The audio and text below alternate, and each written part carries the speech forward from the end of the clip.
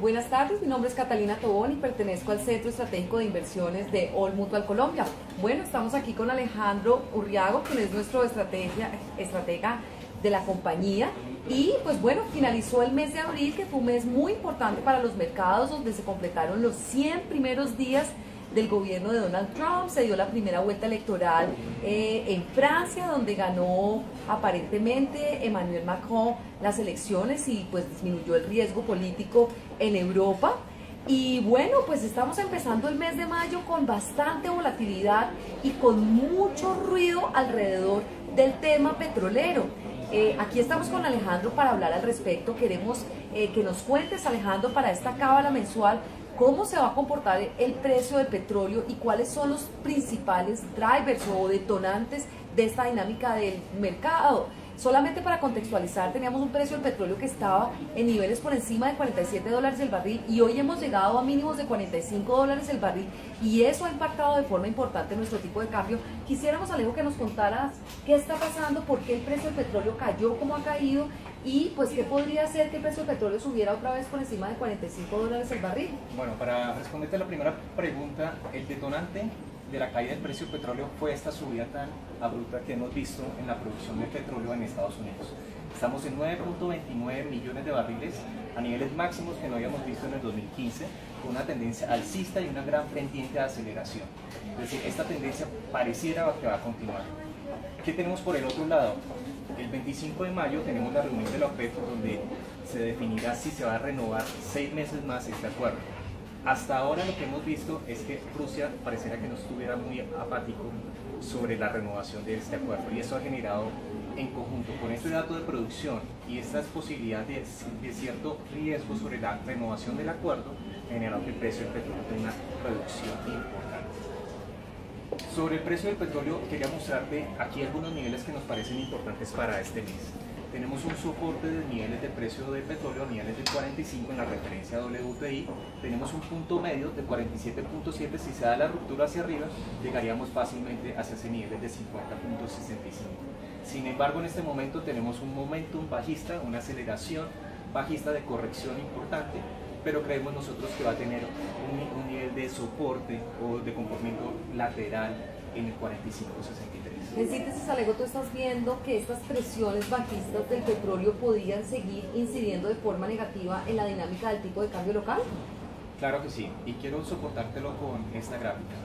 Vemos aquí el impacto de esa caída del precio del petróleo, donde el precio del peso dólar llegó a cerca de 3.000 pesos. El rango que tenemos para este mes de mayo lo tenemos ubicado en el 2.850, si ustedes observan, siempre ha sido un nivel de soporte importante, el 2.830, y hacia allá el 3.000. Pero hay otro efecto técnico que quiero resaltar, es el efecto de esta figura de triángulo descendente. Eso quiere decir que cada vez es más difícil subir el peso colombiano o que se devalúe de forma importante, y eso habitualmente resuelve hacia la baja en el futuro. Entonces, discúlpame, Alejo, entonces una pequeña conclusión al respecto es que si bien estamos en una tendencia primaria bajista en el tipo de cambio, en este momento estamos viendo presiones de corto plazo alcistas, básicamente impulsadas por correcciones a la baja en el precio del petróleo, teniendo en cuenta las preocupaciones sobre un aumento importante de la producción de petróleo en Estados Unidos, ¿correcto? Correcto. El primer hecho de la producción en Estados Unidos es un hecho que es muy difícil de, desacelerar esa tendencia, a no ser que el precio del petróleo caiga, quitando ese incentivo de producción. Lo que sí se puede definir es un acuerdo por estos 6 meses más, donde está incluido Rusia, y eso genera que el precio del petróleo tiene un repunte importante y vemos apreciaciones del peso dólar. Así que también la mini conclusión ahí sería si Rusia se suma al acuerdo de recorte en la producción de petróleo por parte de la OPEP, podríamos ver un repunte del petróleo por encima de $45 el barril, incluso más allá, que podría jalonar correcciones bajistas del tipo de cambio otra vez hacia niveles de 2.900 pesos por dólar, ¿correcto? Exacto, lo cual se definirá el 25 de mayo. Perfecto. Bueno, y abril fue un mes donde la deuda pública colombiana mostró un rally muy fuerte. Vimos en estos días que el Banco de la República descendió sus tasas de referencia 50 básicos por encima de lo que estaba esperando el mercado, y la reacción de los test fue bastante favorable. Hemos visto que están en mínimos históricos, particularmente los 24 están, los títulos con vencimiento en 2024 están cerca del 6%, y la pregunta que todos nos hacemos es, ¿hay más espacio de valorización? ¿Hay más espacio de caída? ¿O estamos esperando correcciones alcistas en las tasas, en línea un poco con lo que ha sucedido en otros momentos del tiempo? Nuestra perspectiva es que no. Tenemos una acotada perspectiva de valorización en TES. Los TES están ubicados cerca del 6%. Tenemos proyecciones hacia niveles del 5,85 o 6%, o sea, los niveles actuales. Y esto es dado que los operadores de mercado se han anticipado de forma abrupta esa reducción de tasas de interés que veremos este año. Entonces tenemos una estimación entre 100 y 150 puntos básicos de reducción de tasas del Banco de la República, subidas de las tasas de la FED en 50 básicos este año. Y si ustedes observan la historia de la política monetaria, siempre ha existido un colchón, un margen de 185 puntos básicos.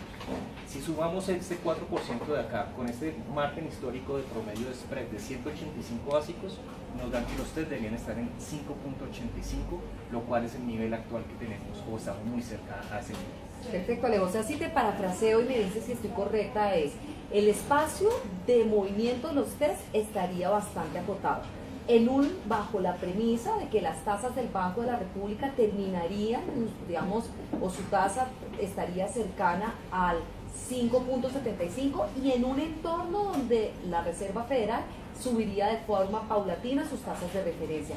En síntesis, aquí no habría mucho espacio de valorizaciones adicionales, sino más bien estaríamos esperando algún tipo de corrección, ¿correcto? Correcto.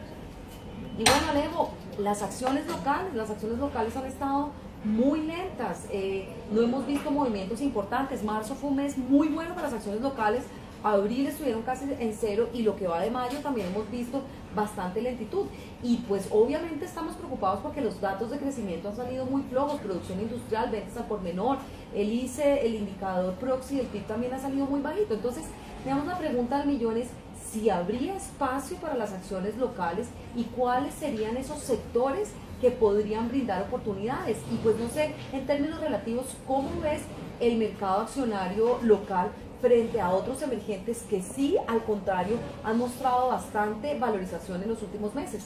Sí, entonces la respuesta es sí hay potencial de valorización en Colombia. Aquí esta línea blanca es el Colcap, las valorizaciones, y esta línea de acá arriba superior es el de los emergentes. Entonces hemos visto que hay una valorización muy importante en emergentes, pero Colombia luce rezagada en términos de rentabilidad. Vemos una fuerte correlación de estos dos índices, pero Colombia en los últimos meses no ha acompañado estas valorizaciones importantes en emergentes. Esto a nivel de potencial de valorización. Pero miren este también, que es el de múltiplos de valoración. Este indicador de acá abajo me mide cuántas veces el precio de la acción en relación al valor de libros está en este momento, está en 1,24 veces. Y emergentes están en 1,68. Eso quiere decir en conclusión que Colombia luce muy barato en comparación a emergentes. Entonces, hay un rezago de valorización, los emergentes han subido, Colombia se ha estancado, y en niveles de precios lucimos mucho más baratos que emergentes. El potencial está. La pregunta es entonces, ¿por qué no se ha dado el potencial, o digamos, achicar ese rezago que tenemos? Y es el crecimiento de Colombia. La desaceleración de los indicadores de crecimiento de Colombia y la pobre dinámica interna han generado que acciones en Colombia procíclicas no generen esa valorización importante. Entonces, ¿cuál es la recomendación? ¿En qué acciones comprar? La recomendación son tres. La primera, debemos invertir en acciones defensivas, con acciones que no estén con tener una correlación muy importante con el crecimiento. Específicamente estamos hablando del sector de servicios públicos, servicios como gas, acciones puntuales, también que no tengan una concentración sobre los ingresos de la economía colombiana, acciones como Éxito, que dependen de Brasil, acciones como Sexy, y acciones que exporten y no dependan del consumo interno, como Ecopetrol. Esos serían como los tres bloques. En síntesis, Alejo, sería diversificación en términos regionales, acciones que tengan diversificación de sus ingresos en términos regionales, y acciones defensivas. Y bueno, y en Estados Unidos y Europa, ¿cómo la ves? Europa se ha comportado muy bien, la disminución del riesgo político le ha favorecido, y Estados Unidos, al contrario, frente, digamos, a marzo, abril fue un mes de mucho estancamiento, y lo que va de mayo también estamos viendo que estas acciones están estancadas. ¿Cómo estamos viendo estos mercados internacionales? ¿Cuáles son aquellos mercados que tienen mayor potencial de valorización para el mes de abril? Sí. Para el mes de mayo, perdón. En conclusión, estamos muy positivos en Europa, más que en Estados Unidos. Ustedes observan, esta es la gráfica de Standard & Poor's. Estamos cortando con esta media móvil de 50 días una tendencia de debilidad del indicador. Solamente cuando tengamos una definición sobre la reforma tributaria, sobre el impulso fiscal, podremos ver valorizaciones importantes en dos sectores, que son el sector financiero o small cap, que son acciones pequeñas. Y mira esta gráfica del Eurostoxx en Europa en relación a los PMI, que es un indicador de actividad económica. Vemos que la actividad económica en Europa luce muy positiva, estamos en máximos, la tasa de desempleo está muy baja, el consumo está repuntando, el crédito también. Entonces tenemos una perspectiva muy positiva en Europa frente a Estados Unidos en renta variable. Muchas gracias, Alejo. Entonces, en síntesis, positivos en Europa para el mes de mayo. Vamos en las acciones en Estados Unidos, vamos a estar dependientes a ver cómo va esa discusión de evolución o aprobación de la reforma tributaria por parte de Donald Trump. En Colombia vamos a estar muy dependientes de lo que pase con el precio del petróleo y la extensión del acuerdo de la OPEP para ver hacia dónde va el tipo de cambio. Si el petróleo sigue bajando, seguramente vamos a tener un tipo de cambio muy por encima de 3.000, o de lo contrario, si el petróleo vuelve a niveles por encima de $47 el barril buscando 50, podríamos volver a ver un tipo de cambio mucho más hacia 2.900.